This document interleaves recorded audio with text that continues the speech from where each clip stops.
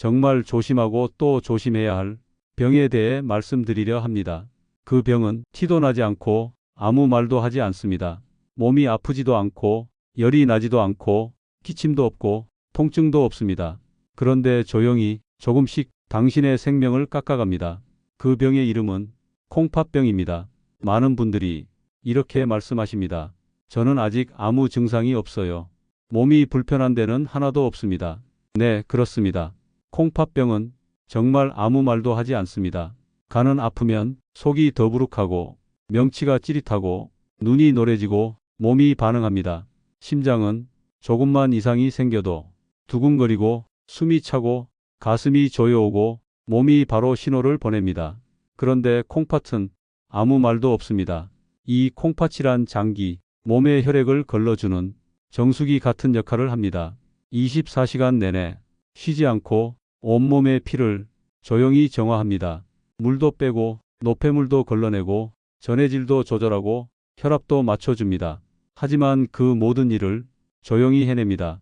그러다가 정말 조용히 망가집니다. 그리고 그 사실을 알게 될 때는 이미 많이 늦은 뒤입니다. 이런 분들을 정말 많이 봅니다. 검진에서 콩팥 수치가 조금 낮다고 하네요. 소변 검사에서 단백뇨가 나왔다는데 병원에서는 조금 지켜보자고만 하네요. 그렇게 조금이 쌓이고 괜찮겠지가 반복되고 딱히 불편하진 않은데요 라고 말할 때 콩팥은 조용히 무너지고 있습니다. 통증도 경고도 우리에게 직접 알려줄 수 있는 경로가 없습니다.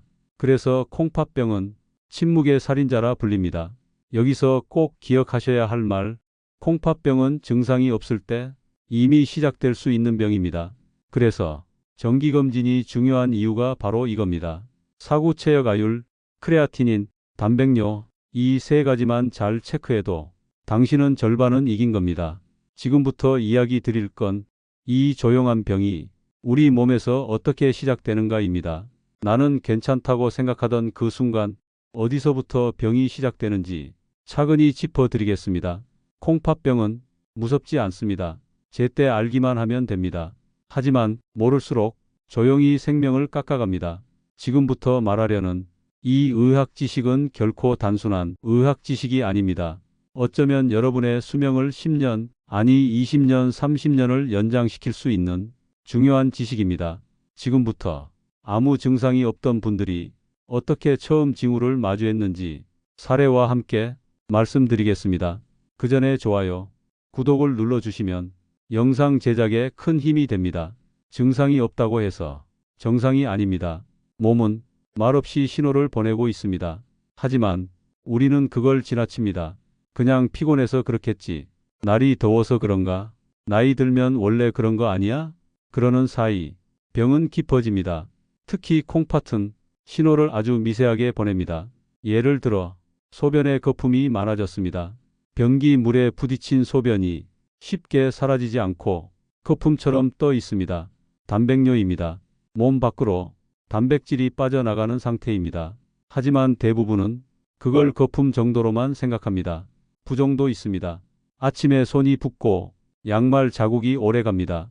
밤에 화장실을 자주 가게 되기도 합니다. 밤에 두세 번 깬다는 건 콩팥이 밤에 일을 제대로 못하는 겁니다. 또 하나, 쉽게 숨이 찹니다. 콩팥이 나빠지면 적혈구 생성도 줄어듭니다. 빈혈이 생깁니다. 그래서 평소보다 쉽게 지치고 숨이 찹니다. 하지만 사람들은 이렇게 말합니다. 요즘 나이가 들어서 그래요. 체력이 좀 떨어졌나 봐요. 아닙니다. 그건 신호입니다. 그건 몸이 무언가를 말하고 있는 겁니다. 피부가 가렵기도 합니다. 노폐물이 쌓이면 피부로도 반응이 나타납니다. 별다른 이유 없이 피부가 간질간질합니다. 하지만 그마저도 대수롭지 않게 넘깁니다. 건조해서 그렇겠지. 요즘 날씨가 좀 그래서 그래. 그렇게 넘긴 신호들이 나중에 병명으로 돌아옵니다. 만성 콩팥병 3기입니다. 이제부터 관리를 하셔야 합니다. 이 말이 처음 듣는 진단 같지만 사실은 몸이 오래전부터 보내던 신호의 결과입니다. 병은 갑자기 오지 않습니다.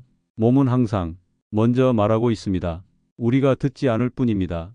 자주 붓는다면, 자주 피곤하다면, 자주 소변이 많다면 그건 콩팥의 말일 수 있습니다. 그 말을 이제부터라도 들어야 합니다. 병은 몸에서 시작되는 게 아닙니다. 대부분은 생활에서 먼저 시작됩니다. 콩팥병도 마찬가지입니다.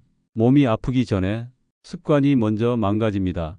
그런데 그 습관이 너무 흔하고 너무 평범합니다. 그래서 더 무섭습니다. 하루 3끼, 국물 한 숟갈씩, 그게 모이면 매일 소금 한 줌입니다.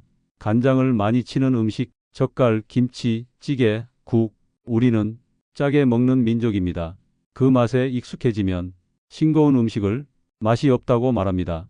그런데 그 짠맛이 콩팥을 조금씩 상하게 만듭니다. 소금은 콩팥의 적입니다.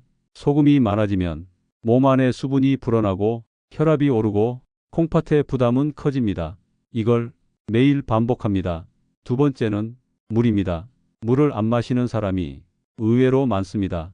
하루 종일 커피만 마시고 정작 생수 한 컵은 잊고 지냅니다. 몸이 마르면 콩팥은 더 마릅니다. 콩팥은 물을 통해 일합니다. 물을 충분히 마셔줘야 노폐물을 잘 걸러줍니다. 물을 안 마시는 하루가 콩팥에겐 한 달의 피로입니다. 세 번째는 약입니다. 특히 진통제, 관절이 아파서, 허리가 아파서, 두통이 있어서. 이유는 다양하지만 약은 같습니다. 진통소염제, 이부프로펜, 나프록센 계열. 이 약들은 혈류를 줄입니다. 혈류가 줄면 콩팥으로 가는 피가 줄고 그만큼 기능이 떨어집니다.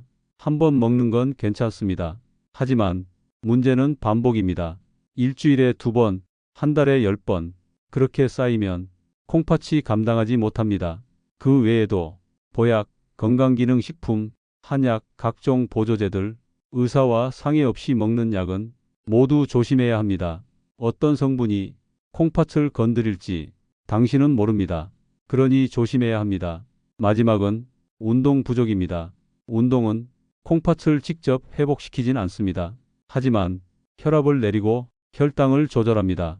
이 두 가지가 콩팥을 가장 먼저 무너뜨리는 주요 원인입니다.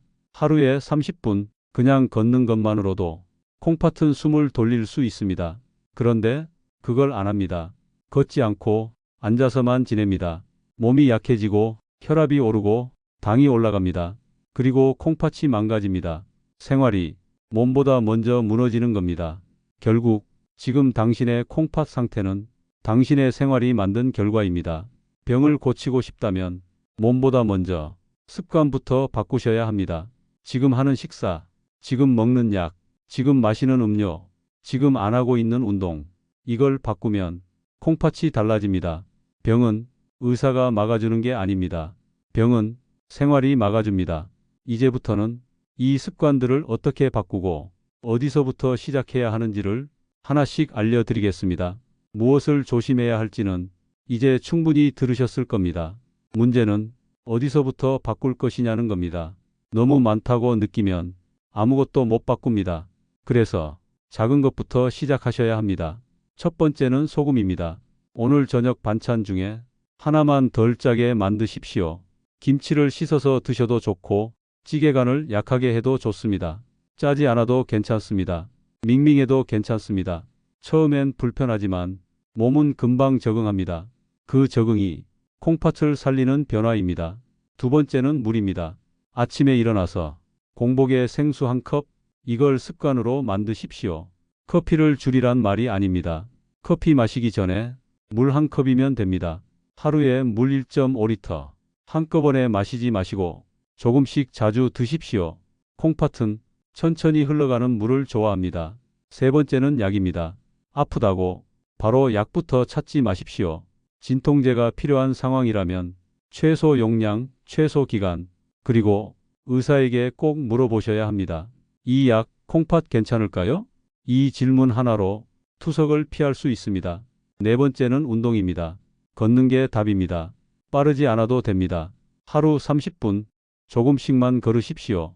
버스에서 한 정거장 먼저 내리기, 엘리베이터 대신 계단 한층 오르기, 이런 것만으로도 충분합니다. 운동은 혈압을 낮추고 당을 조절하고 몸의 흐름을 바꿉니다. 그게 콩팥을 살리는 기본입니다. 마지막은 검사입니다.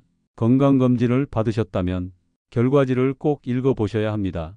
사구 체역과율, 크레아티닌, 단백뇨 이 세 가지만 확인하셔도 당신은 이미 절반은 지켜낸 겁니다. 정상이더라도 지난 검사와 비교해 보십시오. 수치가 내려갔다면 그건 경고입니다. 작은 변화에 귀 기울이십시오. 몸은 말하지 않지만 숫자는 말해줍니다. 바꾸는 건 오늘부터입니다. 내일부터 하지 마십시오. 콩팥은 기다려주지 않습니다. 하루라도 빨리, 하나라도 먼저 바꾸십시오. 습관이 바뀌면 결과도 바뀝니다. 자, 이제 마지막 이야기입니다. 그 바뀐 생활을 어떻게 이어가야 하는지, 그리고 콩팥을 지키기 위해 마음까지 지켜야 하는 이유를 말씀드리겠습니다. 이제 우리는 무엇을 해야 하는지 알고 있습니다. 문제는 그걸 지켜내는 일입니다. 아는 것과 실천하는 것은 완전히 다른 문제입니다. 하지만 몸은 행동을 기억합니다. 당신이 오늘 소금을 줄였다면 몸은 그걸 압니다. 당신이 오늘 물을 한 컵 더 마셨다면 콩팥은 그걸 느낍니다. 오늘 걷고, 오늘 아끼고, 오늘 조심한 습관은 내일의 건강으로 돌아옵니다. 병은 어느 날 갑자기 생기지 않습니다. 지금의 결과는 지금까지의 누적입니다. 그리고 앞으로의 건강은 지금부터의 선택입니다. 당신은 할 수 있습니다. 지금까지 수십 년을 살아오셨습니다. 한 끼의 습관, 한 번의 약, 한 모금의 물, 그 모든 게 이 몸을 만들었습니다. 이제는 그 습관을 조금씩 되돌리면 됩니다. 지금부터라도 천천히, 꾸준히, 정확하게. 몸은 느리지만 변합니다. 콩팥은 회복은 어렵지만 지속은 가능합니다. 멈추지만 않으면 됩니다. 포기하지 않으면 지킬 수 있습니다. 그리고 누구도 나를 대신해 내 콩팥을 지켜주지 않습니다. 나는 내 몸의 마지막 주치의입니다. 의사가 아니라, 가족도 아니라 당신이 당신의 장기를 끝까지 책임질 사람입니다. 그래서 이건 생존입니다. 건강이 아니라 생존입니다. 이 이야기를 끝까지 들어주신 분이라면 이미 준비가 되신 분입니다. 오늘부터 실천하십시오. 그게 가장 빠르고 가장 확실한 치료입니다. 지금까지 이야기를 들어주셔서 너무나 감사드립니다. 좋아요와 구독을 눌러주시면 앞으로 더 좋은 정보를 가지고 찾아뵙도록 하겠습니다. 감사드립니다.